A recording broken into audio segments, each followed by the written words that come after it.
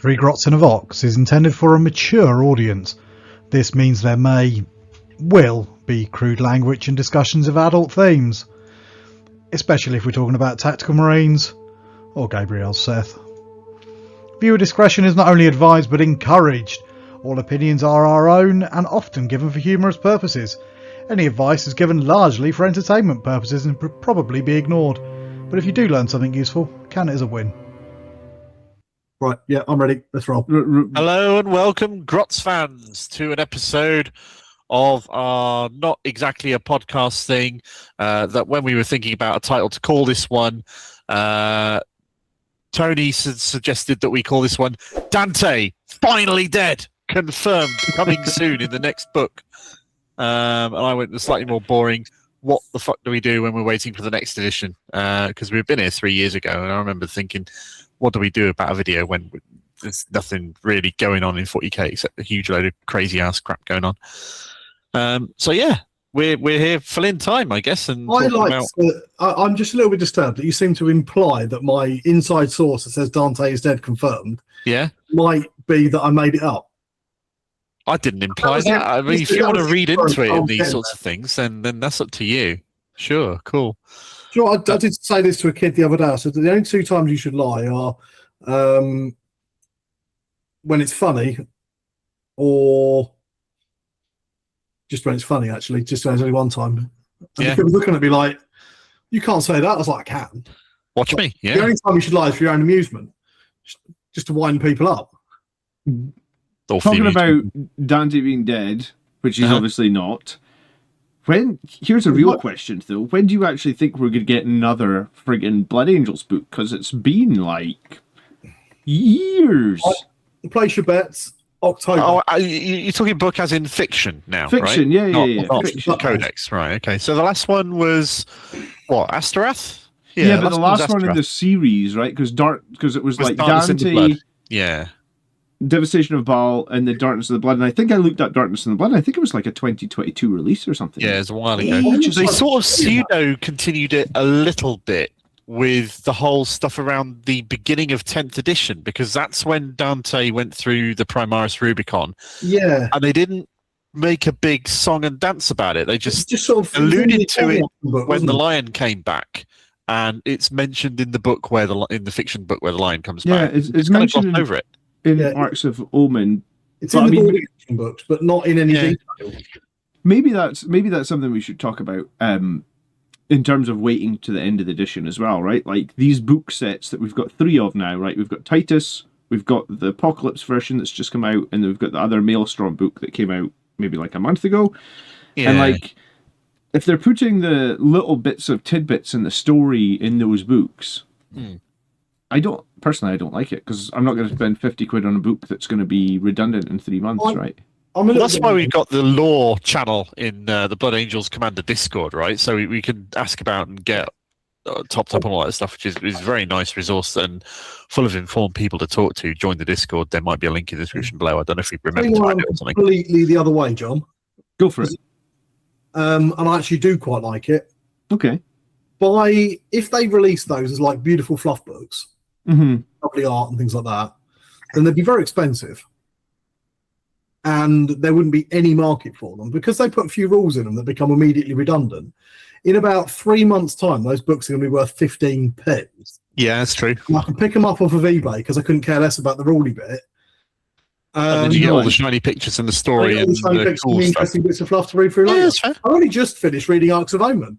Do you know what? You make a great point. I never even considered that before, where I could pick them up after the edition's finished. I allowed myself to get hyped for Arcs of Omen last year. It was a big deal. I enjoyed it. Boarding actions were cool at the time. This time round, I could not give a fuck. I went out of my way to get all of the books for boarding action. I remember. And then I did never actually use... So by the time I got the last one, the edition ended.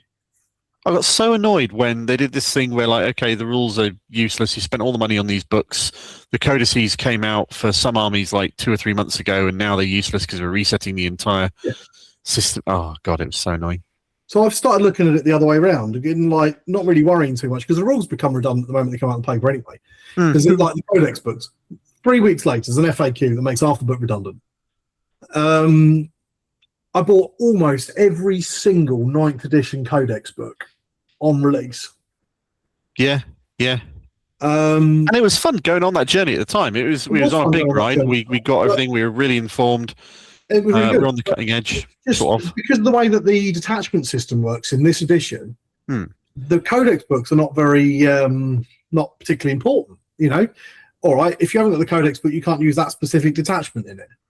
But with so many of the armies, like Lost Brethren, yeah, I want to play Lost Brethren. Do I need the Blood Angels Codex? I mean, no, you need it. In theory, you need it for the army-specific units. I'm pretty sure that's in the booklet, isn't it? Yeah, you're like Death Company. You are right. There's definitely a less of a need to buy codexes. So effectively, I can play our army in the strongest way possible without needing anything other than the free basic rule bit that they give you. Yeah, I can see that. So I just don't feel any urgency to do it. So in that way, I can look at it the other way around. I can think, right, when 11th rolls around, is there any new fluff in any of those books that seems quite interesting? Well, if you say that too loudly, then GW will start putting it and making them all mandatory purchases and making it so you've got to buy 3 books in order to play your army, and there's no way around it.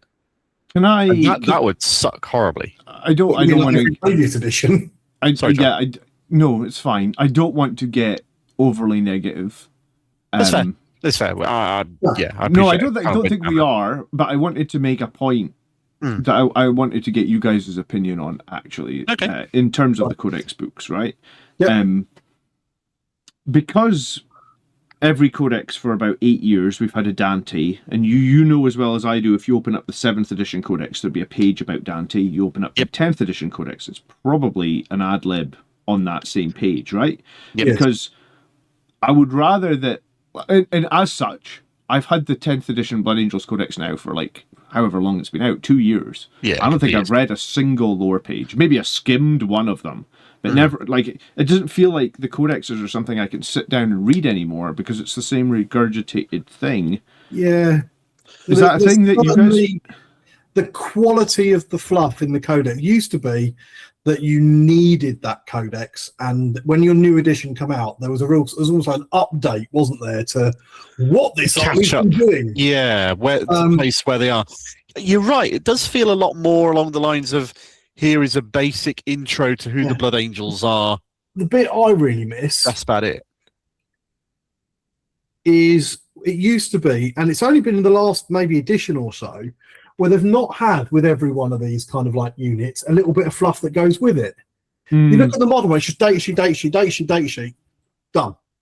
Whereas in the old books, you used to have a whole page, didn't you? Here we go. And this is a really old book, but it used to have whole pages, especially for characters and things, telling you all about them and things like that. That goes back to feedback, where the competitive players want to be able to go through to their rules and flick through them without it being padded out with other stuff and being able to concentrate on what you're looking at. And I get that. This sort of stuff. This is what I bought the codexes for. Yeah, I think. But you are right. There's a different people buy codexes for different reasons. We've talked before about maybe they should do it the other way around, and they do a beautiful special edition, which the rules are an afterthought and not really in there, and it's just all new art and beautiful fluff. When was the last time either of you bought White Dwarf? I buy it every now and again. Ages. Not this edition for sure. Every now and again. Probably I don't buy it every month, but I think the last one that I bought recently. When was that? That's the 50th thing we won. Okay. When was that? I bought some of the Conquest ones just because they had cool characters on them, Yeah, that's I fair. don't put dates on them anymore, which is annoying. So that's November 2025. I don't think I bought any 2026 ones yet. No, because there was a limited edition Lieutenant that only was shipped on one of those Conquest magazines. So I bought that one. Yeah. But yeah, do you know what? Well, to speak about all negative, let's flip it on something positive real quick before we move on. I wasn't being negative. I think it's a good idea that I can get all the books really cheap because I don't care about the rules. No, there is some news in the Blood Angels community. Yeah. Blade Guard are fucking awesome. Yeah. Yes, absolutely ridiculous now. I've been watching the Goonhammer coverages on what's performing well in tournaments around the world that they do every week, because it's nice to keep on top of all that sort of stuff. And I still see Blood Angels popping in and out of there with the odd thing and two, and it's nice to see a nice mix in it changing week on week. I get that. It's good. So I played last night with the new Sanguinary Priest able to attach to Blade Guard.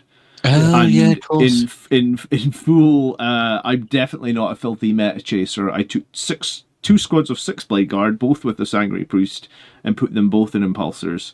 And I mean, I deployed pretty aggressively because you could see the Impulsors in turn 1 and you could shoot them in the turn 1, but I just rode them both forward.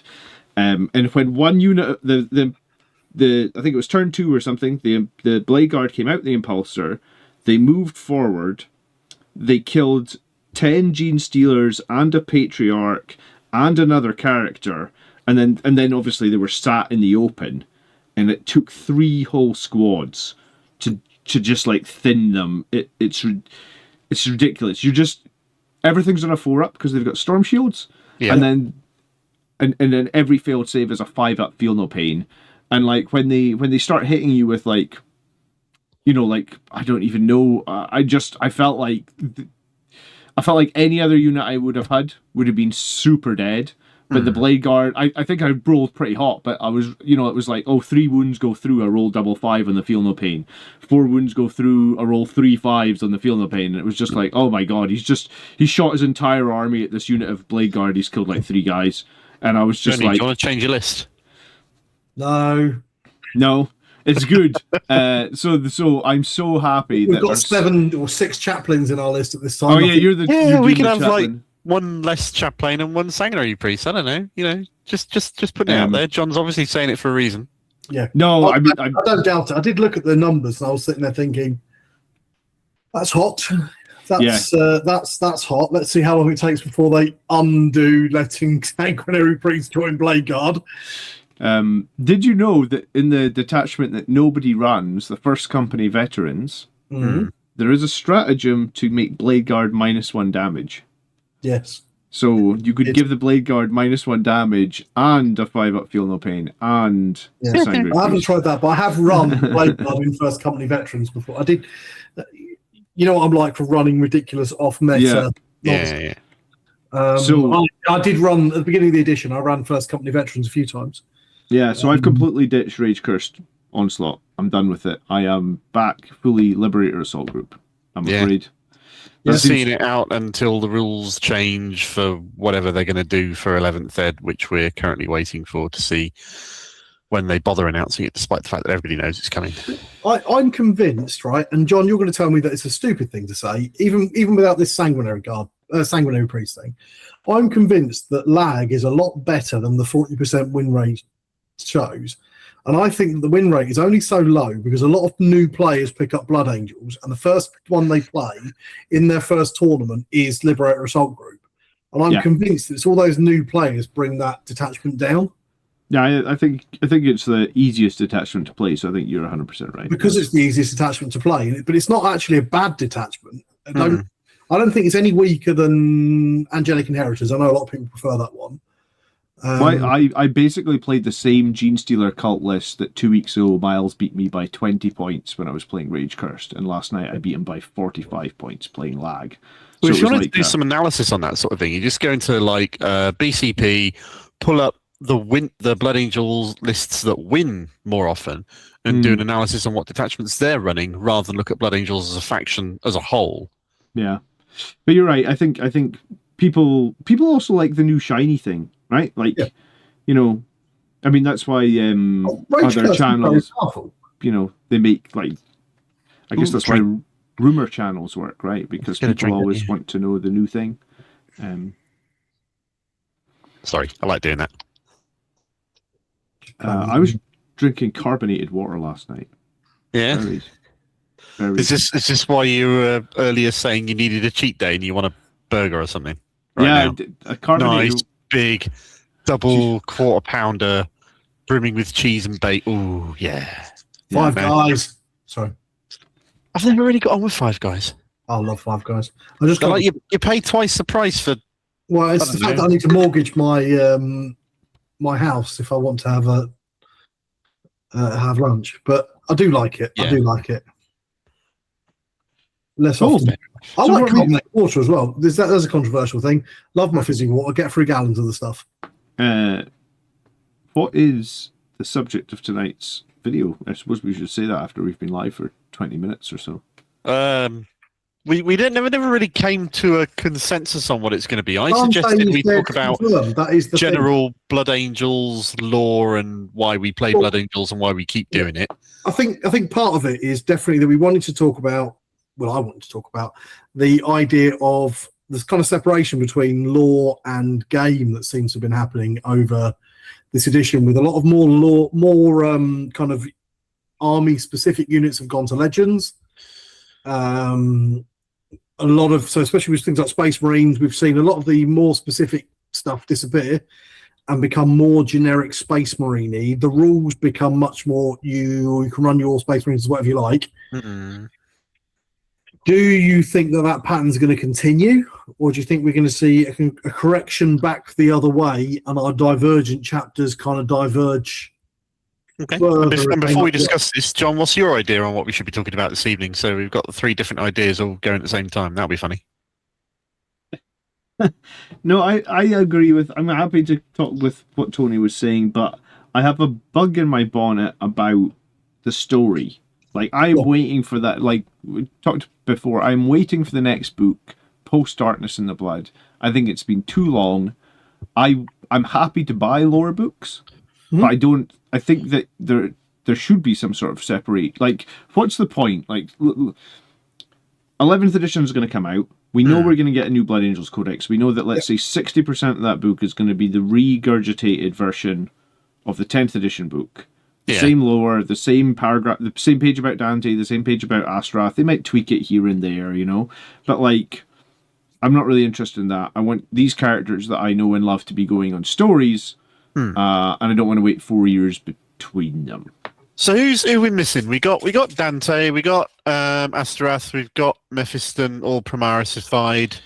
Artis has been Primarisified. It doesn't Tycho make any sense. dead. Why would you Primarisify a lunatic? Someone who's so deep in the Black Rage. That seems like a bad move. Yeah, I can answer that for you, and there's a very simple reason. So they can make a new model and sell it. It's a great model, Yeah, exactly. but Well, no, hear me out. Primarisified. So this Actually, says- Clem's got Primaris armor on. What? But do they at any point say that he was Primarisified? No, they don't say. Just a new model. They never talk about the Rubicon with him. I He don't might think. not actually be. He could just be a new model, which there's nothing wrong with. Replacing the model because the old one was old and a bit. So following that logic, what would be a very good story point for Blood Angels would be to follow on with what the fuck's been going on with Corbulo all this time and bring him up to date and what he's been doing with his research into the Red Thirst and the Black Rage and all that kind of stuff. Yeah, I mean, And then pretend that the Mephiston trilogy of books never happened. What books? Exactly. That's the right answer.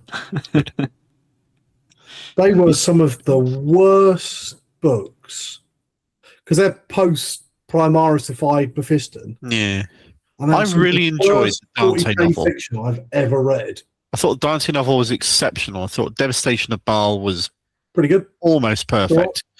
Darkness in the Blood was not quite living up to the standard of those two, No. which was a shame.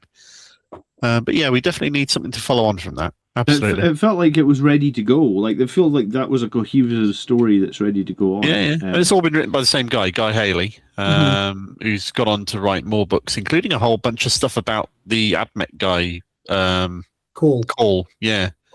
He's been doing books about him and his weird little, definitely not a Primarch pet guy. Yeah. So I would prefer more separation and more. I think more advancing of the story, right? Like, I could be wrong here, but I feel like the story right now in 40k feels like an afterthought, right? Like, you know. So I know that there's supposed to be a Battle for Armageddon coming with 11th edition. Like, that's the rumor. It's going to be Space Marines. It's going to be orcs. We're back on Armageddon, right? But So like, the question that I've got to ask then, based off what you're saying here, is do you think that the story is written and planned as to here's where we want it to go. We've got a plan. We're going to end up in Avengers Endgame, kind of whatever the hell. And then we scope out and plan out the models, what we're going to do en route to this grand story. Or do you think that they just make some models and then write some story to fit in what models they've got and like budget as they go? Yeah, I feel like the story meanders too much at the moment. But I mean, I suppose you could argue the same thing with the Horus Heresy, where like, you know, the part when they actually get into the solar system, like there's only the solar system isn't that big in the terms of the galaxy, but it was 9 books. Mm-hmm. You know, like I want story that like doesn't take me like 9 books to catch up on. It's a bit like, and sounds like I'm going on a huge tangent. Korean dramas. I mean, that might be a bit of a tangent. Sure. Okay. So something I really like about a lot of the majority of kind of K-drama and things like that is when they make a series, they write a plot line in a series. They're like, there's my story, and it runs for 20 episodes. Yeah. And there's no season 2. Okay. That's it. Boff. There's your story. They write the story, turn it into a series, release it. It's great. Want another series? Tough. So then you don't end up in this kind of like Friends scenario. Well, you've heard the story about Game of Thrones and what happened with that, in that George R.R. Martin has his idea about where the story starts and where it's going to end, and what he does, he puts his characters in the situations and he writes how they're going to react to all the situations, and they're all well thought out characters, and they all develop and go in all sorts of different ways, and he hadn't anticipated the fact that the characters might react in this way and it might interact with what's going on here, and it just branches and branches and branches. And he has absolutely no idea how to bring it all back again to this conclusion, which is why the last seasons of the TV series sucked, because they bodged it so hard. But zero idea where it was going. Is that why he hasn't written like that 6th book for like a decade at this point? That's one of the reasons, or one of the conspiracy theories as to why he's not written the final book, because of that. The other one is he's made. I want to say something controversial. I think George R.R. Martin is wildly overrated. By the way. The point is that you just like put your characters in a sandbox, you've given them character traits, and then you work out what they would do and how that would interact with everybody else, and then the story grows and develops organically. I think that's what they tried to do with Horus Heresy, isn't it? Because again, they had the start, they had the end, and then it all just went all over the place. Do we fill it in the middle? Yeah. And then let's just make a great big chaos curtain across half the galaxy, because woo, why not? Yeah. Which is why only about half of the Horus Heresy novels were any good. Well, you have that and the fact that some of their authors are good and some of them are not. It was a little bit of a mess. But I can't help think, though. So anyway, the good ones were good, to be fair. The good ones were very good. I can't help but feel like sometimes the lore in 40k is a little bit like what I was alluding to with my K-dramas, in that they write a really good series, or basically an edition, and I think, right, I've got this great story. I've got this, it's called the Pariah Nexus. Yeah. And it's, oh, brilliant, blah, blah, blah, blah, blah, blah, blah, blah, blah. And they go all the way through that and they go, oh, people liked it, what do we do next? I don't know, I haven't thought about it. Yeah. Action body action, it's great. I kind of agree. And it's just... I think they come up with a next big major event it's like to chuck in the mix programs and stir things up, and don't have any kind of end goal or vision where it's going at all, beyond the fact of, if we just dangle this thing in here with a hint that it's going somewhere, people will spend all their time really engaging with it and trying to figure out, oh my god, where's everything going? Ooh, does this line connect with this line here? And I think, do you know what? I think it's a very kind of version of Doctor Who. I think this week you fight Daleks and save the universe. I think in a way, you maybe no, it's okay. I think you just maybe nailed it for me in that, like, I really like those Marvel movies when you knew it was going to like Endgame and whatever that other one was called. Yeah, everybody likes closure with a story. You know, like we knew what was coming. We're like, oh shit, this is coming. But it just feels like what exactly. I think the Korean dramas is a great example. When you went there, I was like, no, I don't know where the fuck you're going. But yeah, you're right. It's like they do the thing is well received, but there's like no thought on what the next thing is. But I feel like they either need to just not bother and go back to, if you read the early fluff, so like some of the really old Black Library, some of it was absolute garbage. But what we also used to have is things like, I don't know if you've read the Genevieve series and the I'm aware of it, never read it.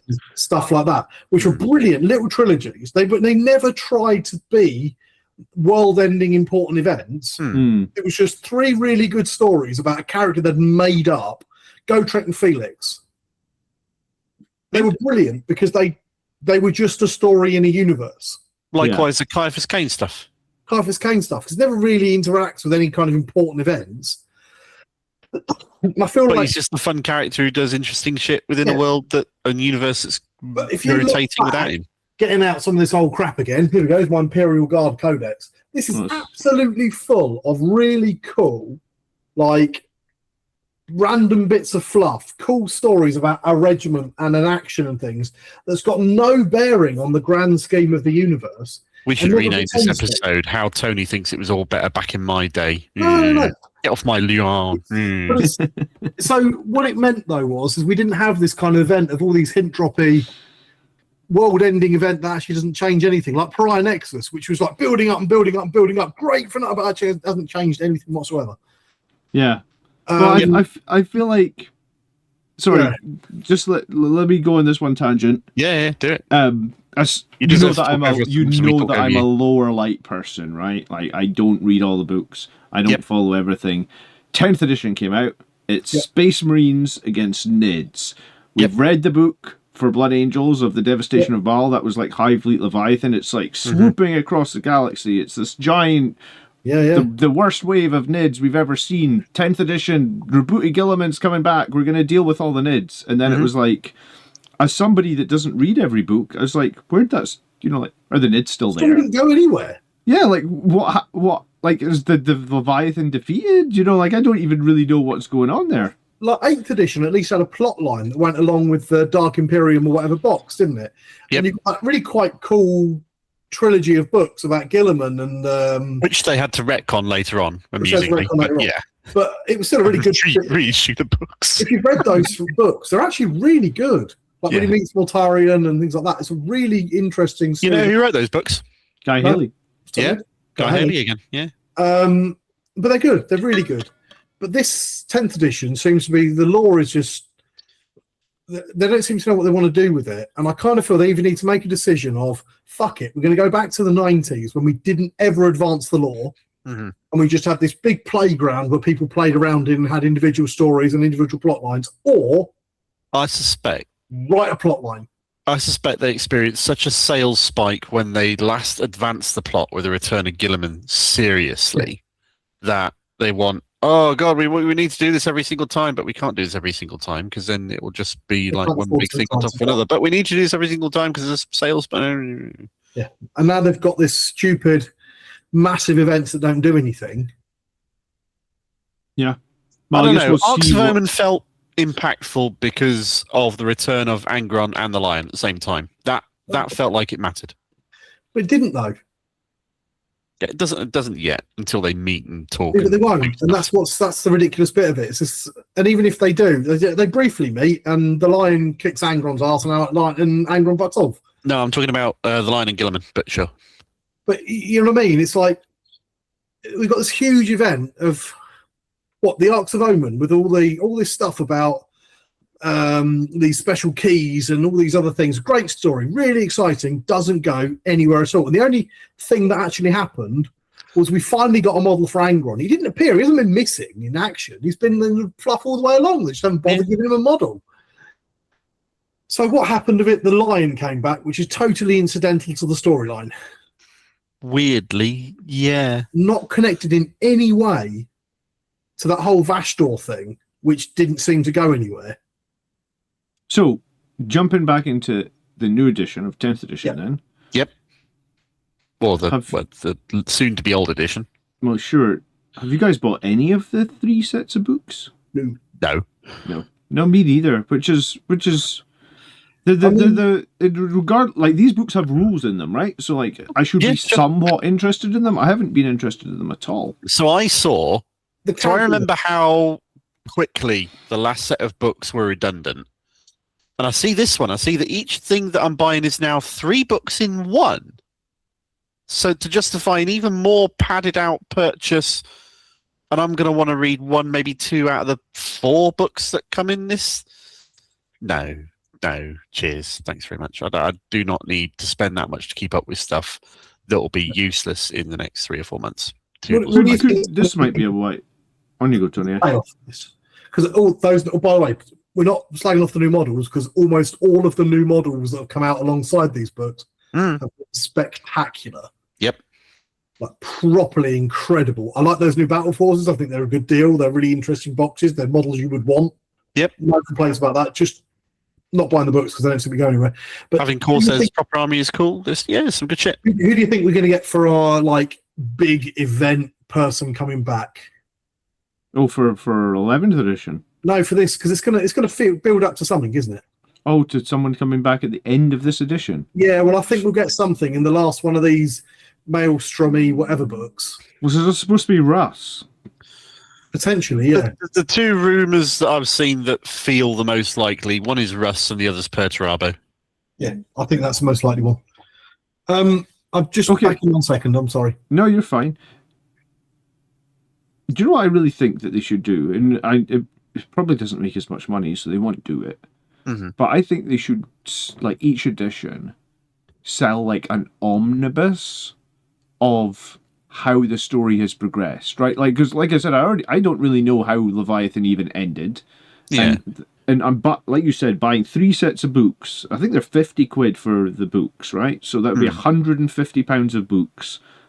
This is already March. Those books will be redundant in June. Yep. I mean, Tony's idea of buying them on eBay afterwards is actually this is a great idea. But regardless, like I wouldn't spend. I don't think there's anything in my life I would spend $150 on that's gone in 3 months. You know. Yeah.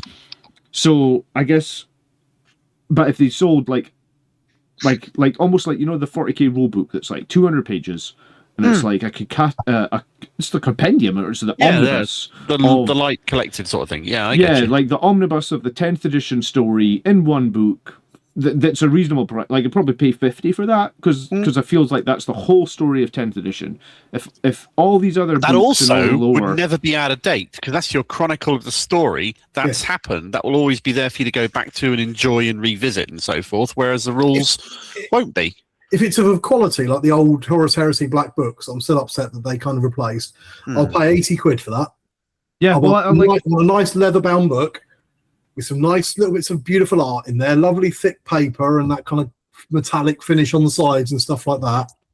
And you know, if it was a collector's edition, I would probably pay more as well. If like Mark said, it's your 10th edition, it's the story of 10th edition, and you can just buy that, and then they can separate all the competitive stuff apart. Yeah. I can just buy my big book. Stick all that lovely new art they made for Leviathan or whatever in there as well, because that's not going to go anywhere else. And a good third of that book will be about Space Marine 2 and Titus and what Titus was up to afterwards and all that kind of jazz, because it's been a defining fact of the last 3 years. Yeah, exactly. Well, it would be better that than like killing off the characters in a Warhammer community article post, to be honest with you. Nobody liked him. He was Scottish. We don't need any more Scots. You racist. Look at that.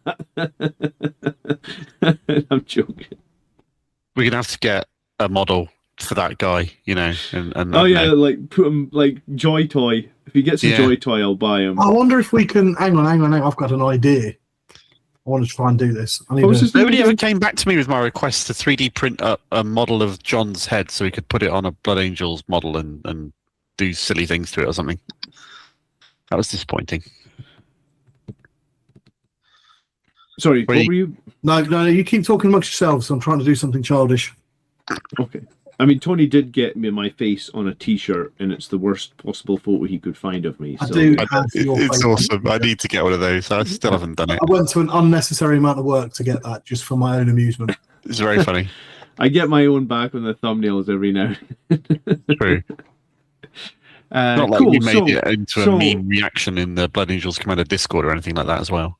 we have solved the problem. We want we've come up with, we want an omnibus of the story, and we want the story to advance in a meaningful way every edition. And if they did that, we'd be willing to pay somewhere between the region of £50 and £100, depending on how much quality is in that book. Yeah, all that kind of stuff. Yeah, no, I and here's the thing: I'm not a lore player, but I would buy that, right? Because it's like one book that I can sit next to my bed and I can just. It gets you engaged in the story and the narrative and what's been going on, and it's not just a case of I'm fighting so that my army beats this other guy's grey plastic army. It's a good feeling to get engaged in that sort of stuff. To be honest, it's the main reason that I play the game. It's always been the lore. I love the lore. It's the lore that got me into the game. The painting hobby keeps me in it, and to me, if I'm honest, especially in my older years where I don't have a lot of free time for 6-hour long games of 40k, it's the lore that keeps me in the game rather than the gameplay. Yeah. No, it's interesting, because I think I would much prefer that. And then you could split off all the nonsense that's regurgitated, because I don't know, like, I think it's just me. If I sat down and tried to read the 11th edition codex, I feel like I would just skim it, because it's like I've read a data sheet about, or I've read a lore paragraph about Dante 10 times before. It's been in 10 books before. Why would I read it again? Yeah, it's fair. But a part of that is that aspect of the codex is not aimed at you. It's aimed at new people who are starting and getting into Bloody Duels for the first time and want to get a sense of the identity of the chapter that they're buying into. And I kind of respect that. Yeah. Yeah, I mean, I don't think there's a better way of doing that, I suppose. Yeah. You're never going to please all of the people all of the time. No, that's true. What were you going to say, Tony? Did you have something to No, I'm busy. Okay. Well, while you're busy... this is important, and if it works, then it would be worth the effort. And if it doesn't, I'm just going to look like a bit of a muppet. I think we should sit here in silence and watch and wait. Yeah, you keep talking amongst yourselves. We are. We're talking about waiting for you. Why don't we talk about your Star Wars thing, Mark, for a few minutes? Sure, why not? So Star Wars Unlimited is a card game I've been playing for the last few years, since John suckered me into it like an asshole, which is great, and then abandoned me, which is also great. Yay, woo. But no, I got invited to a Star Wars Unlimited Influencer Day, which was essentially a pre-release for the last set that took place in Disney HQ, a huge office building in Hammersmith in London. It's the kind of place where you go in the front door and you're there waiting with 10 or so other people, and they won't let you go anywhere because you can't go anywhere inside Disney HQ without an escort or somebody who actually works there. They're going to risk you go off on a wander and discovering whatever the hell you're going to discover there. So that was kind of cool. It was a big outfitted presentation room where they went through presentations for Star Wars, what's happening, what's coming up. The room was about 3/4 filled with professional, like, card game hobby and toy magazine people who don't necessarily, they're not Star Wars Unlimited specialists, but they could market it and talk about it and bring it to new audiences and new people and so forth. And about a quarter of the room were people I knew, who are all the nerds that I've played Star Wars with and got to know across the country, which is pretty awesome. Yeah, and it was good fun. We opened some packs, did a pre-release for the new set, got a bunch of freebies, met a whole bunch of people. Yeah, and lunch. The thing that capped it all off, of course, was, as John and Tony already know, we were graced with the presence of an actor by the name of Genevieve O'Reilly.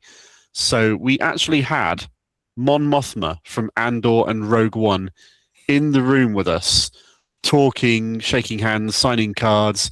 She was an absolute delight. She was such a wonderful person to talk to and just get on with. Somebody got to teach her how to play the Star Wars card game, got a photo with her, got her to sign a couple of my cards, one of which I'm going to use as a giveaway on the Unlimited Power channel, like, and along with some of these spotlight decks I've got as well. Yeah, it was a great day to be invited to that and take part in that. Yeah. Did awesome. you know that she was going to be there? So I know that they did one of these before, back in, I think it was October, November. And they did have a gentleman there then, and he was the guy who played General Draven in Rogue One and the All Andor right, yeah, TV yeah. series. So he's like the pilot commander, the fighter commander Mhm. guy. So I suspected there either would be another or the same actor there present, and people who'd been to the previous one suspected that there would be someone. And then in later briefings and bits with the invitation, we're looking forward to receiving you on this day at blah, blah, blah time. And there will be a very special guest present. And yeah, okay, fine. There's going to be another actor there. But with no idea who exactly it was going to be.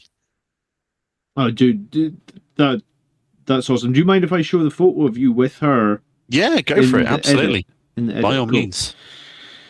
Because her speech in that episode of Andor, when she's incriminating Palpatine, is one of the best bits of Star Wars Following television. the massacre at the Gorman. That I've watched in friggin' ages, man. I loved that speech. Because I remember watching it with my wife going, it's going to be Palpatine. She's going to dib him in it, you know? And it was just like, it's going to be... such a good job. In the first series as well, playing on the edge of it.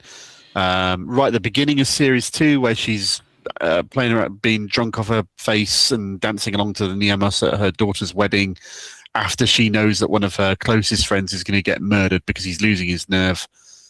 Such a performance. Yeah. Spoiler alert. Well, it's been out. Andor's been out ages now. Surely it's been out at least a year. It's not a spoiler. But did you know, random, completely random? Yeah, for it. Somebody is making a cut of Rogue One on YouTube.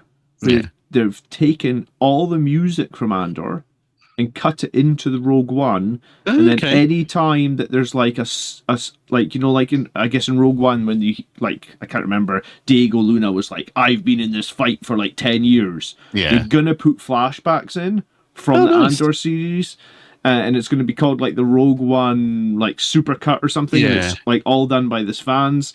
It sounds like it's going to be. What's really good now. Andor 2 is out and done. Watching Andor 1 and then Andor 2. And then watching Rogue One as a movie. That whole storyline series is amazing.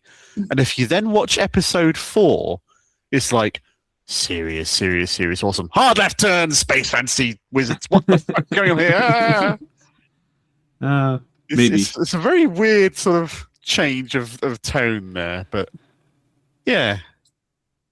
It's definitely worth doing. No, it's cool. Thank you very much. No, don't worry me. That was on a Friday. That was on last Friday. Then I went to a pre-release in Derby at a store called Boards and Swords Bash, which sponsors the Unlimited Power YouTube channel. Check it out. It's a great store. I do actually completely genuinely love them. They are great guys, great community. Pre-release in Birmingham on the Sunday, which is where I live, and then pre-release somewhere else on the outskirts of Birmingham, Wednesbury, on the Monday evening. And by that point, I was like, I've had enough of this now. This is far too much. 4 days and nights of this on the trot is, there we go. But I'm off down to London on Sunday for an invitational that's happening. This team based out of London called Nexus, who's doing Star Wars, has put together an invitational. They're doing like an open 40-player thing on Saturday, and the top 8 players from that will go through the invitational. And the rest of the 32 players that are playing on Sunday have been invited, and they've got like the world champion coming across from Europe to play in this. We got some of the top players in the UK coming on Sunday, and I'm going down as well. I would have had an invitational spot, but I thought that I was going to be on holiday on that weekend, and it turns out I was wrong. So I turned that down. But I'm going to go down with a couple of my mates who are invited, and I'm going to be a guest commentator on that stream on the Sunday. Oh, cool. That's very cool. And then I'm going on holiday. So, yeah. Lots going on. You're going to need to get an Unlimited Power t-shirt or something, you know that? That'll be pretty cool, wouldn't it? I've got a t-shirt for the competitive team that I have joined, which is who I would be representing where I playing at the Invitational. And if Tony's finished with his whatever he was doing, I can go away and get the shirt. This is just taking me too long, and now not as well good as I thought it was going to be. Would you like to see the jersey and the symbol? It'll take me 30 seconds to run and grab it if you I would definitely like to see the jersey and the symbol. All right, I'll be back in a moment. 1 second.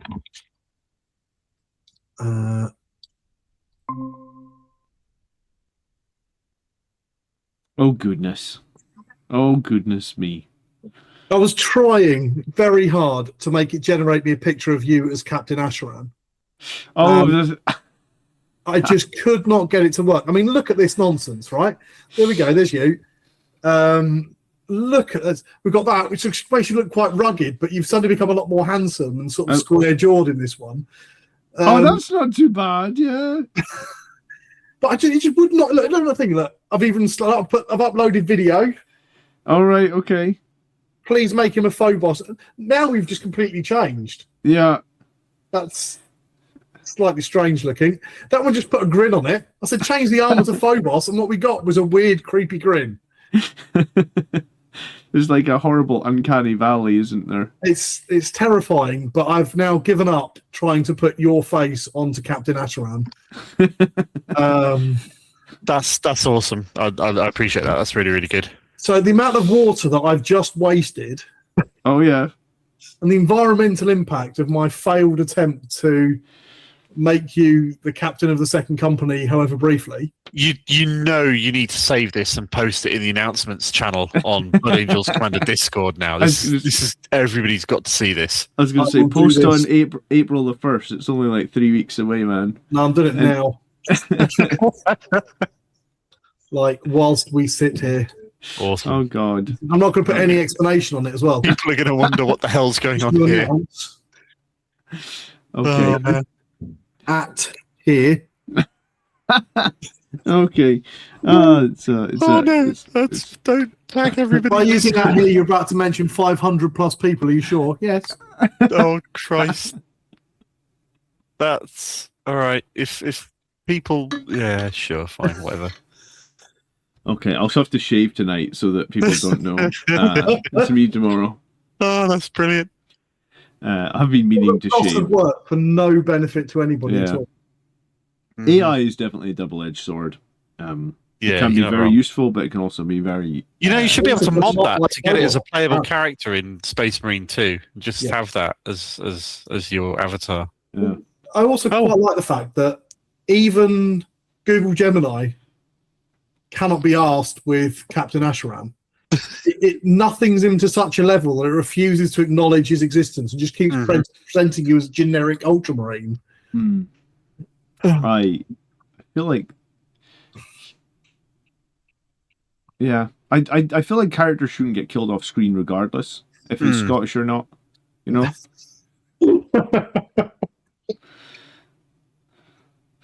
No, that's fair. No. Was that funny? Was it? I think you've just killed him. Can that be the title of this episode? In quotation marks. Scottish characters do not deserve to be killed off screen, regardless of if they're Scottish or not. Yeah, I didn't. Yeah. Okay. Yeah, that's. You'll get clicks. So, what team is it you joined, Mark? All right, so they're called the Bothan Network. There's a reference you might get if you remember your Return of the Jedi. And we got this little sort of stylized B thing going on here and an N going on under there as well. So, yeah. Very cool. Do you know Sam Witwer? Or, I mean, you don't know him, but do you know who he is? I know the name, yes. Because there's that scene where Mon Mothma, who you met earlier, obviously it was played by a different actor in Return of the Jedi. She said, like, many Bothans died to bring us this information. Yeah. And Sam Witwer in one of his interviews said, "Yeah, I knew Manny Bothans." like Manny Bothans is a person. Like, it's not like many Bothans. It's like a person called Manny Bothans. I thought it was hilarious. I was like, oh yeah. So, because here's the thing: in that original episode 6, do you actually see a Bothan? No, you don't see it at all. We've not seen a Bothan. Anywhere. Bothans were hairy things.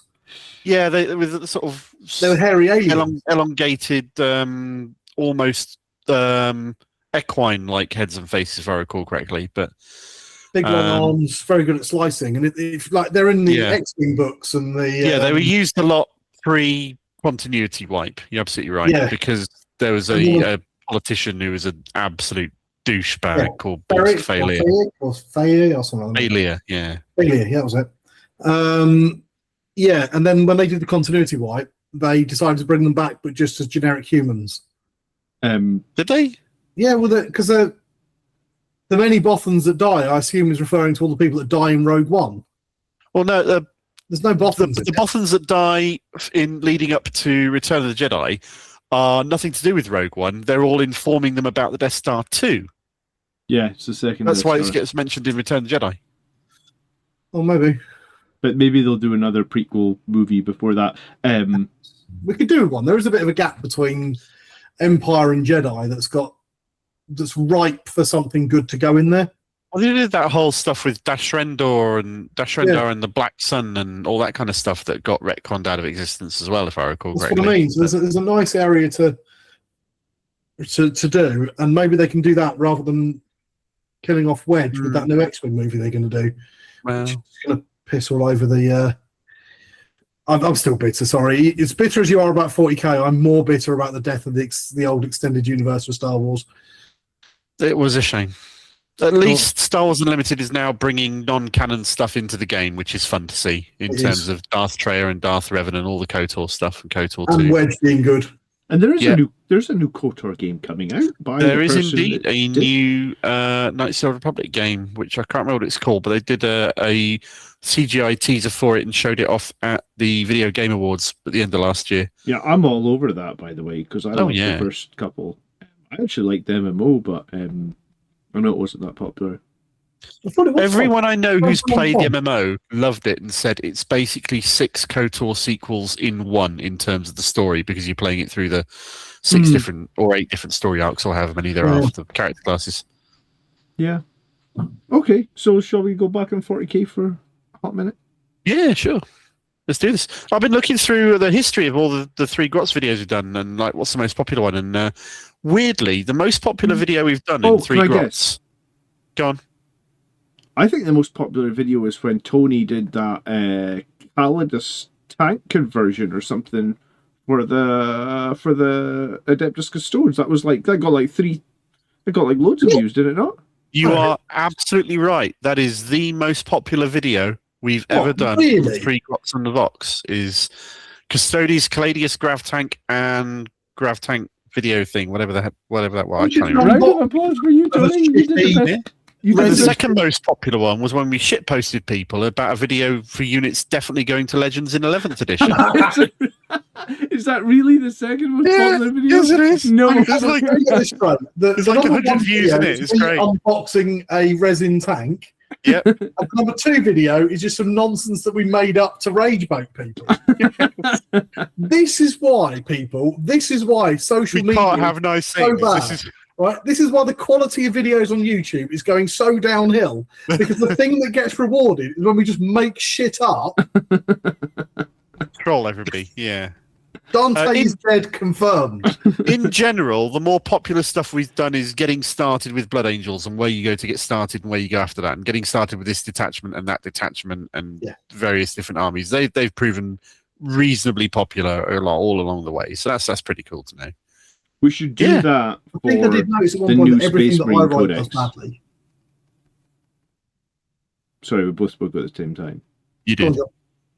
I said we should do getting started videos for the new Space Marine Codex for 11th edition. Oh, definitely. Yeah, that's kind of a given, as far as I'm concerned. Okay. You absolutely will. And hopefully they'll be better than the ones, because the Getting Started program didn't really work for this edition because of the detachments. Oh, it did in a way, because we basically broke it down to each individual detachment. Yeah. Rather than a particular army book. But, absolutely. We did. Which kind of gave us more videos. When you think back. We used to Getting Started with POW for some reason, or whatever nonsense we did. Well, it was because we ran out of. We did all we did stuff to talk about. Edition. But I still stand by that. I'm pretty sure that all the episodes that I write are the ones that do really badly. I'm going to retire my writing. It's not that, right? I'll tell you exactly what it is, because I made a video this week for Blood Angels Commander that is only 19 minutes long. Mm-hmm. And the last few videos, I feel kind of bad making one that's only 19 minutes long, because I'm like, normally my videos are like 35 minutes, but every Yeah. week I put out a video that's like 35 minutes. I'll get like, just get to the point in 10 minutes, will you? And it's like, well, it's a lot of information, dude. You know, like, I've sat here for an entire evening making slides.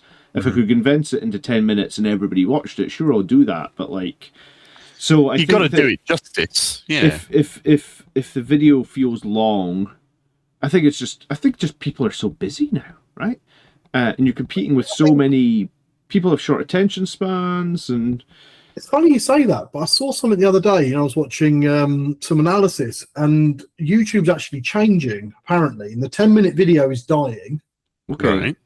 and YouTube is now fragmenting between two separate segments of the 1-minute video like the shorts. or The hour and a half Hour and a rambling half bollocks swearing, like yeah. us. the people Yeah. are just putting on in the background to like have on, and it seems to be people tend to be watching one or the other. Short. Right, I'll stick that on when I do the washing up. So maybe we've got future. Yeah, it's coming. Yeah, We're haven't still on. here. We're still baking stuff. People Yeah. are weirdly Yeah, still watching never it. made stuff because we thought it was going to be popular. That's true. Well, we tried, but now we're just doing what we like. Yeah, I think that was the original idea, wasn't it? Mm. Despite Anyway. John's best efforts. So I feel like we've kind of run out of our plot line now, and we're now rambling about YouTube back-end algorithms, which is That's true. not a normal demographic. So let's talk a little bit about what I was going to try and steer this episode Go on into then. being, which is then, John, why do you play Blood Angels? What is it about the fluff and the lore and feel and atmosphere about them that you enjoy or got you started with them in the first place, and what keeps you here? Apart from all the sunk costs. Don't you dare say, because you're not allowed. I know it's coming through your head, because you've got a channel called Blood Angels Commander, and nobody would watch it if you started talking about something else. Do you know? I think that's irrelevant now. I think it's just I've decided that 40k is my game, and that like I've got so many other games that I've just been shifting on. So like I think I'm going to play 40k forever now, and I think that's probably a blessing. Oh God, I saw you asking in the Discord about should I get into the StarCraft miniatures game, and I really wanted to reply and said, "Are you fucking stupid? How many games have you bought into and not played and then sold? You're seriously considering buying another one?" This version of Hero Quest is definitely not in cellophane, you know. So no, I think I'm here for the long haul now anyway. But how did I get started with Blood Angels? I mean, it was just a case of like you remember when you had the sheet that showed all the different Space Marine chapters, and you had the painting guides for all of them. So it was just a case of like I liked, and the thing is, I started Warhammer so long ago. I'm trying to think, like when we started Warhammer, for me it was 2nd edition Warhammer. There was nothing. There was nothing like 40k out there on the market, right? Like you could play Warhammer Fantasy, or you could play Space Marines with bolt guns. Like to me, that was just a no contest. As much as I enjoy Lord of the Rings and stuff, I mean, I just felt like superhuman soldiers. They just look cooler. The box art back on those 2nd edition box arts were they were everywhere. They were all over the place.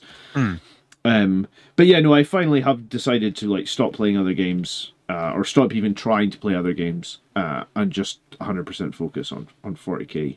The reason that I still like the army, I think, is because it's an army that it's a melee army, and I still play it as a melee army. But I always, the way I approach it is like I think of it like Space Marine armies can do pretty good shooting. You know, like for the most part, their ballistic skill 3 up across the army. So they're pretty good at shooting. Probably one of the best at shooting out with like Tau, right? So it's like we're a melee army, but we just back it up with really solid shooting, and that seems to really work with my playstyle. And I've got a lot of friends that play Warhammer. So the lore now, we've touched on how I would like more coherency or easier ways to follow the lore, because I'm a lower light player. So that's kind of where I'm at with it, I think. Does that answer your question? Yeah, a little bit. Do you feel any engagement with the characters and the flavour of it? Anything like that? There's the whole the blood and the rage and the angels and all that kind of shit mean anything? like I really like the books that we've had recently, and I've read all of them. Like the three we talked about, I've got the Astaroth book up there. There was the Lamarta's book. I think I even bought the compendium. I bought Blood Quest. So I have like all the books and the graphic novels, and I certainly enjoy Space Marines. I mean, we enjoyed playing Space Marine 2 as well, even though it was a different chapter, right? Like, I enjoy sort of like the whole idea of like the Xenos are out there. It's kind of like the X-Files. And we have to slaughter them, like indiscriminately. They're just a plague on the universe. Humanity must survive. But I think for the most part now, like my focus has been probably trying to compete. Like I probably want to try and win another tournament at some point. I just haven't been trying so hard. I've got a book for you, which is a heresy book, but it is a very good Blood Angels book. Let me just grab it and show you, because it wasn't one that I was expecting to be really good, but it is a strong read, I'll be honest with you. Heresy did a Primarch series where they did a big major book for covering each of the Primarchs. And this is the Sanguinius one that they did, and it's like special edition, big cover and so on. And the actual art for the book that came in paperback was this artwork. Yep. And this is just a slipcase, so the actual book itself is in there, and it's got that's cool. And it's Sanguinius out on campaign during the heresy, and the Blood Angels are out there and they're fighting and they're doing their thing, and they're, there's collateral damage and they have to explain it away. And there's one of the remembrancers in the story who's like clocking on to, hang on, are you guys just like murdering people in the streets? Why are you doing this? And Sanguinius invites them in and has a chat with them and explains what's going on, and actually is open about it.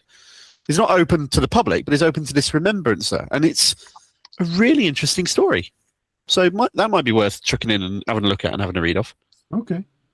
It's by David Annandale, I think it is. He's written some good ones, actually. He's written some fast, but a lot of it's been quite good. Yeah, so check that one out. Tony, same question. I've not got a long, complicated reason, actually. Hang on, I'll show you exactly what made me want to collect Blood Angels. Okay. It's very easy. It's just two different pictures. The first one I saw was that one. And that used to be, I don't know what issue it was, but it was 2 something, I think, or early 230s, certainly around that year, so sort of third edition. That was the front cover of White Dwarf, and I just thought it looked wicked. Yeah. And the next thing I found out about Blood Angels was that. Oh, yeah. And then I was like, okay, so cool space vampires. Yep, that'll do. I'll have that. Mephisto was such a badass back in the day, wasn't he? He just killed everything. It looked so cool. Yeah. And when you're an edgy teenager, as I would have been when I saw that, because Blood Angels weren't my first army, but they were certainly one of the early ones that I started to collect. Same.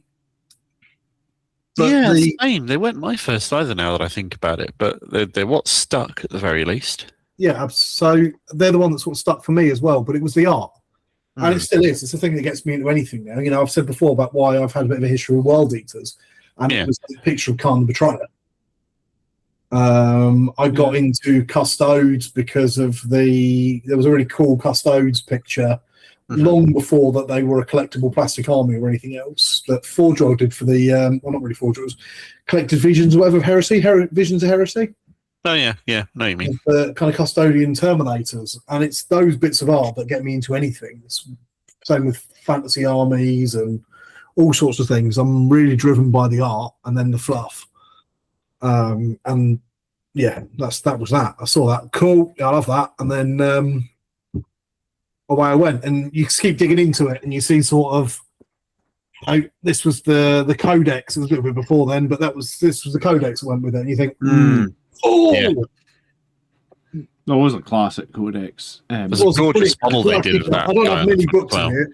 I've got a couple of second edition ones, a couple of third edition ones, and then these, which I still maintain are some of the best books that GW have ever put out. Go on, John. I was going to say, do you remember, like, in the old books, this is another thing that I liked about the old codexes, you just, like, you're in the middle of the codex, and you just turned a page, and it was, like, an A4 page. It was just, like, the grenade lands 3 feet away, the captain jumps for cover, and it's just like this random like snippet of like giving the army so much flavour. That's sort of what I was talking about earlier with this kind of like incidental characters existing in this big world, and it was those little snippets that made it real, gave it depth. It didn't matter that incidental character is never mentioned again about his grave, but it added something to the storyline. I don't need it to change the universe. No, I think you're right. There's something. There's something. Yeah. Well, I don't feel that we see as much of that anymore. Yeah. Yeah.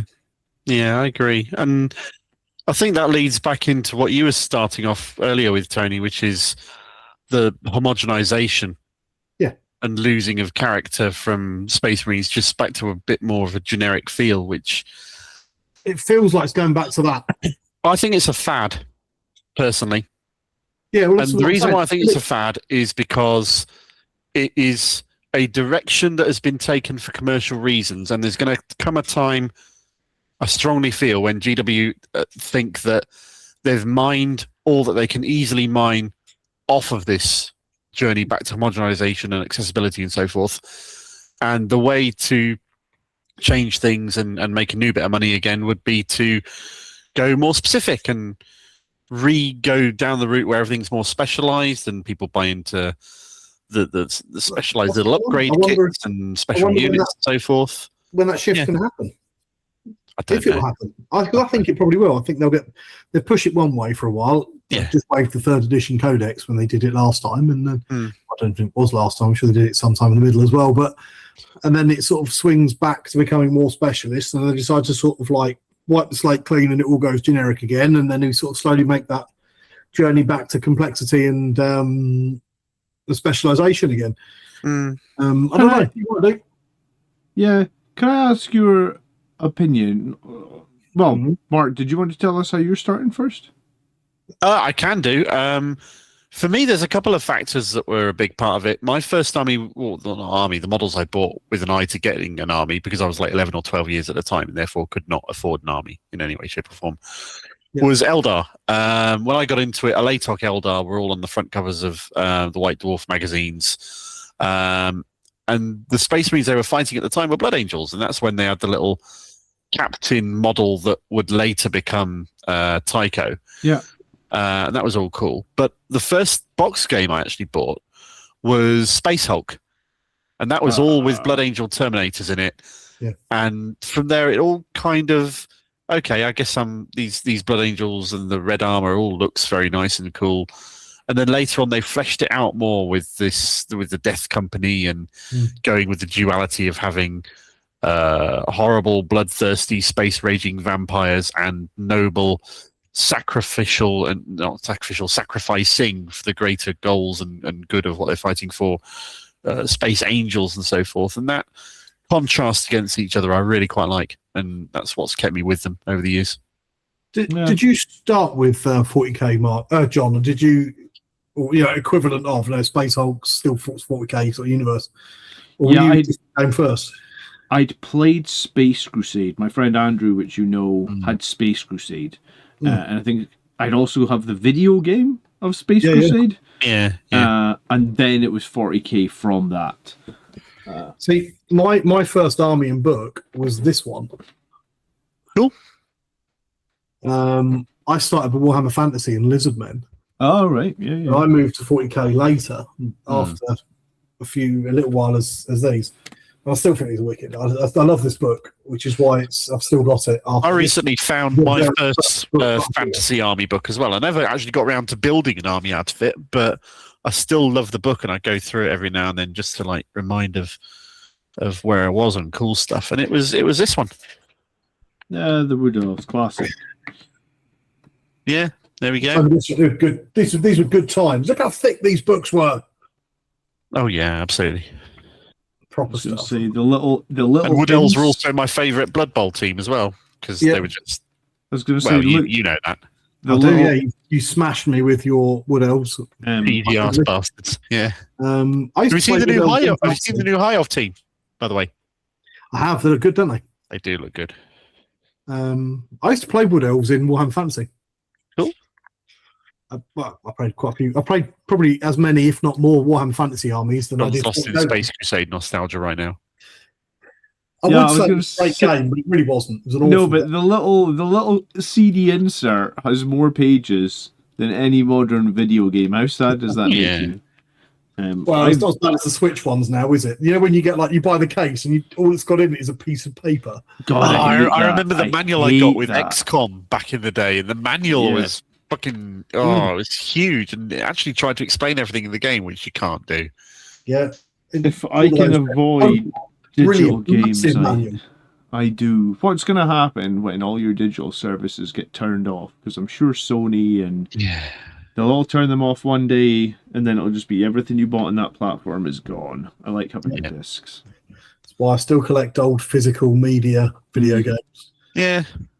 And DVDs of films that I particularly like, because you never know when the streaming service that you subscribe to is going to decide to get rid of that particular film or TV series or whatever.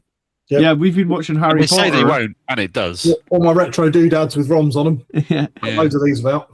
We've been watching Harry Potter with my daughter, and we went to watch the next one, and they've just all gone from Netflix. And I was like, Yeah, shouldn't have that problem. oh, I guess I need to buy you Harry Potter because we're You know like why, halfway right? through. I don't know why, no. Oh, Because you- Netflix were going to buy Warner Brothers, and now they've said, sorry, we're out, screw it, Paramount can have you instead. Oh, so it'll be in Paramount, okay. I imagine it'll be something to do with that. Okay, well, I'll probably just buy the DVDs, because then I'll have it, and she'll probably Yeah. want to watch them 100 times. And then buy them on Blu-ray. And then buy them on 4K Blu-ray. Yeah. Yep. This is the way. This And is the retro way. doodads for the ROMs. Have you seen the new trailer for Mandalorian and Grogu? Yes. Yes. Looks really good. I'm trying to decide if it's going to, like, do you think my 4-year-old's going to be old enough to see it? No. No? Okay. No. I was Right, curious. anyway. Let's call it a day now. Shall we? It's getting Yeah, late. have you? Oh, we've I got have. 2 pictures to look at. Have we? Do we have time? Go on in. Yeah, bang them up. You guys won't see them, but I'm going to show Tony's photo first, Okay. which is the 3 Assault Centurions and the 5 Crimson Paladins, and there's a couple of Terminators hiding in the back there as well. This is part of the things that I need to get done by the end of the month that I'm nowhere near going to get done by the end of the month. Tony, Yes. why do they have blue helmets? Because, right, okay, so I'll tell you exactly why they've got blue helmets. I'm Okay. old, and if you will remember, back in the day, troops choices had Yeah. red helmets. Yeah. Fast attack choices had yellow helmets. Yeah. Heavy support choices had blue helmets. Remember that? Yeah. Yeah. Right. Would you consider my Centurions with their 4-inch move and fast attack?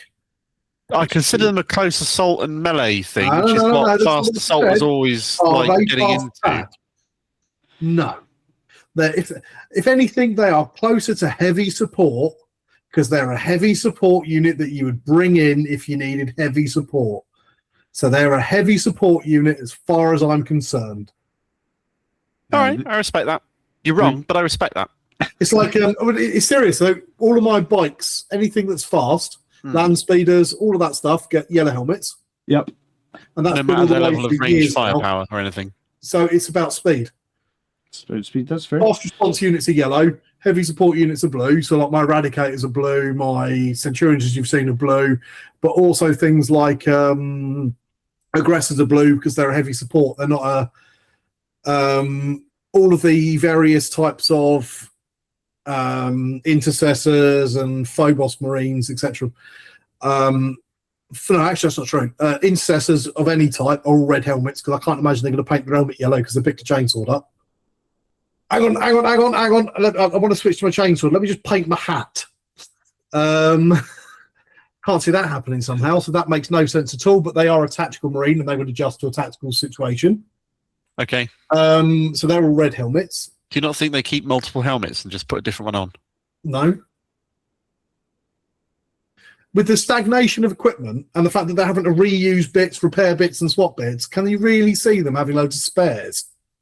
No, that's true. Yeah, I can see them wasting all the material they've got, just having racks of spare helmets when they could be making more Start carrying them around with them as well. That So if you want sounds to pick like up a the chainsaw, depressing you've got to sort of swap your thing hat. a dystopic future would do when they Yeah. could be feeding people, making their lives better. No, let's make 3 helmets per soldier. No, just maybe to store them. Cool. Okay, so you've got.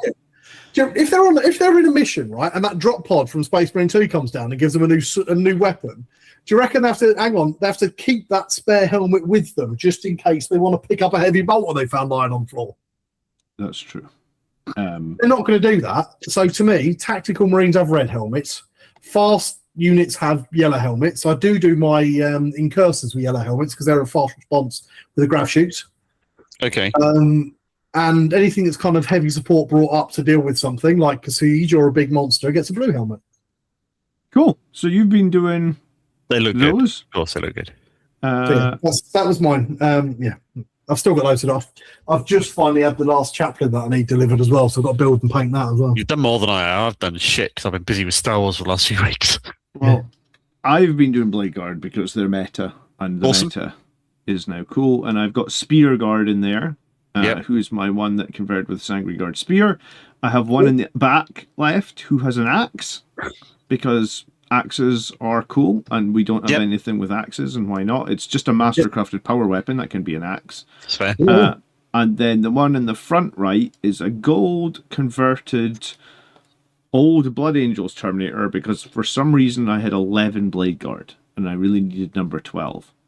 And I wasn't going to buy a whole box for one Blade Guard. So this Terminator, who has a Blade Guard helmet on him, you'll be pleased to know. Yeah. Okay. All right, cool. Well, to be fair, I'm using Crimson Paladin Terminators as my Blade Guard. Yeah. So Terminators is Blade Guard, why not? Yeah. And you've got a Dawnbreaker to do at some point as well. Yeah, I've got my first ever Dawnbreaker, which I will get to making into a video at some point. Very cool. It still costs less than a single Space Marine hero these days, which would have cost you an extra like 10 or 15 quid on top of that. Good. So if you used him as a jump pack captain, you'd be saving money. Yeah, like $10. Yeah, you're right. I probably do need more jump pack captains, and having one with the spear is cool. Absolutely. Very nice. So, on that note, shall we? I think we should. Thank you all for watching our rambling nonsense. Yeah, and if you don't want more rambling nonsense next time, give us some suggestions of stuff you'd like to hear us talk about, and that we might actually listen to and pay attention to. And something else we need to AI generate involving John. Okay. All right. Thanks so much for watching. Cheers, guys. Good night.